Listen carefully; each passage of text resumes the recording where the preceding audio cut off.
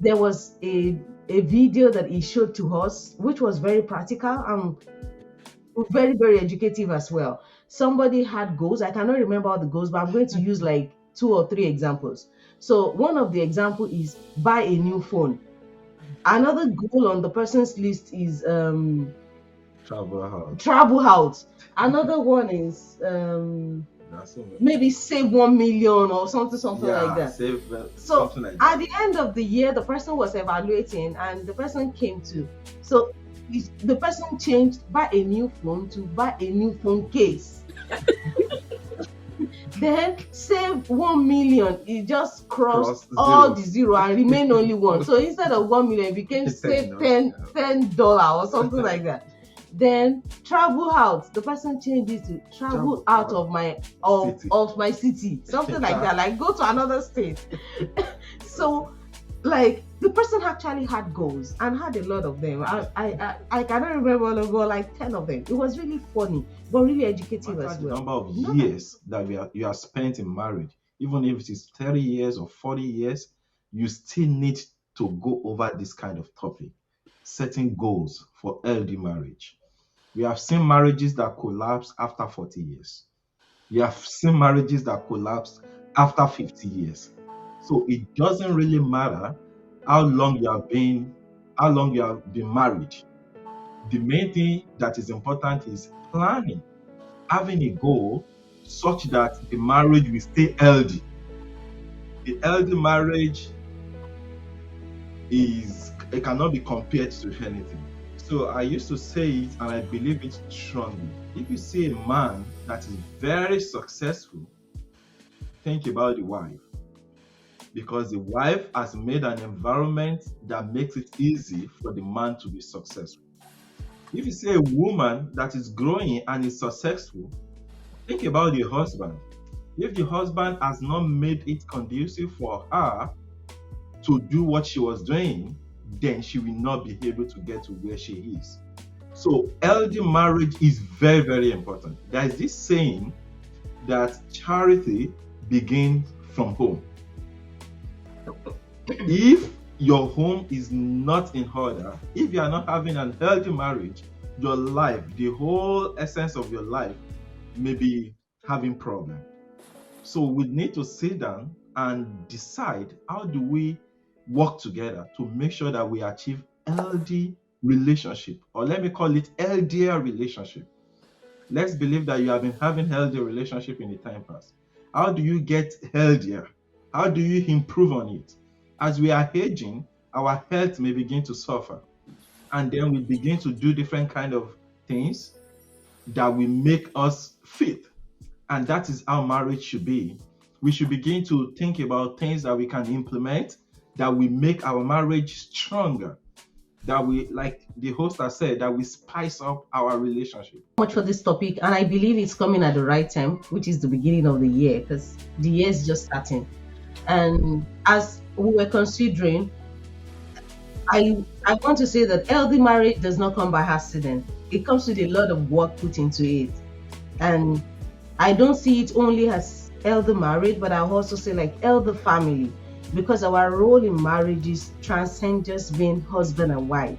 If we are blessed with children, we also have a role as father and mother, provider, and several other things that we need to have a healthy family. So I believe it doesn't come by mistake, and it's a saying that we are very used to.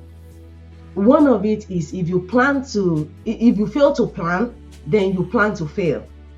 So if we don't put time into evaluating what we had last year, if we fail to put attention into thinking about how can we improve our relationships this year, then it is like we are planning to repeat the same cycle.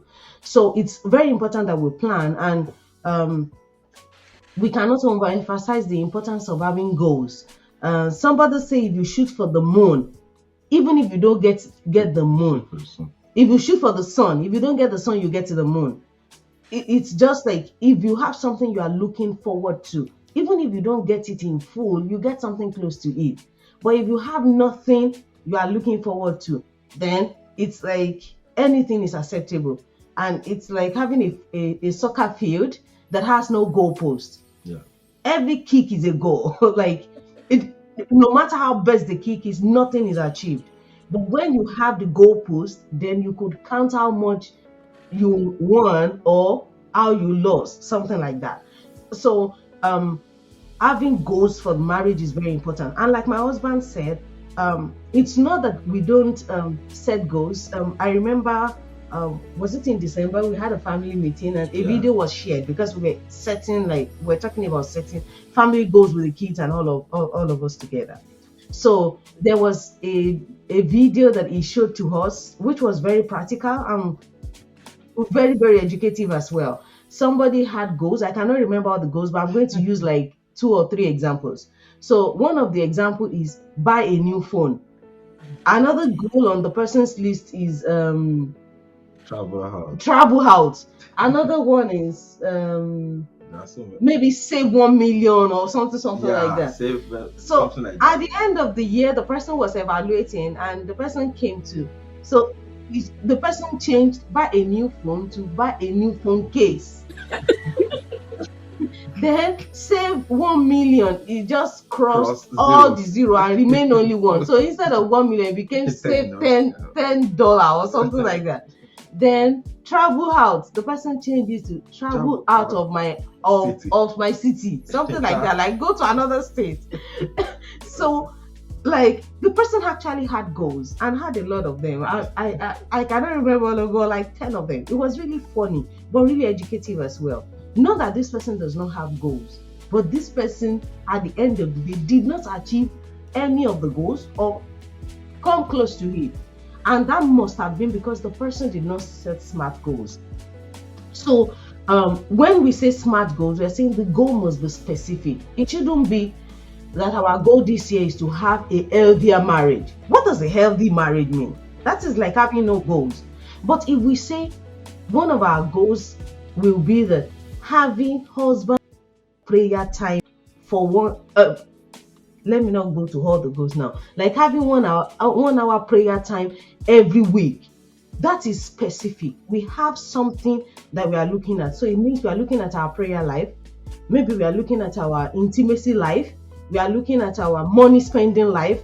We are looking at several other things. So setting specific goals is very important. That will make us achieve our goals. Then the goal must be measurable. There must be something that provides a value that is measurable. So, for example, like the one I gave, like pray together for an hour. It is not just pray together. Prayer is specific, but by the time we introduce an hour, then it becomes measurable. So, if we are not praying for 1 hour, then we'll be able to evaluate and say, did we pray for 1 hour or we were just praying for 20 minutes? So, that is the second part of it. Now, the third one, the A in the SMART goal is it should be achievable. If it is not, like if we set our goal to be pray for 8 hours every Monday, like how do we carve out 8 hours for prayer on Mondays when we are working 9 to 5 on Monday? So that sounds like a goal that is not achievable. Like the person that wanted to save $1 million in a year, how much is this person even earning that you want to save $1 million? So the goal must be achievable. Then R in it is the goal must be relevant. How does it affect us? What does it change in our family? What does it contribute to the health of our relationship? What does it contribute to the health of our family or our health as individuals or growth as individuals? So it must be relevant to us. If I'm setting a goal to mop up, like invest in something that is really not affecting us, then obviously we are not going to achieve it because it's not relevant to us. Then the T in it is it must have a time bound. Okay, we want to experiment something in the next 3 months, or we want to do it in the next 6 months. It is not an eternal thing. Then we will be able to write those goals and be able to achieve them. So our goal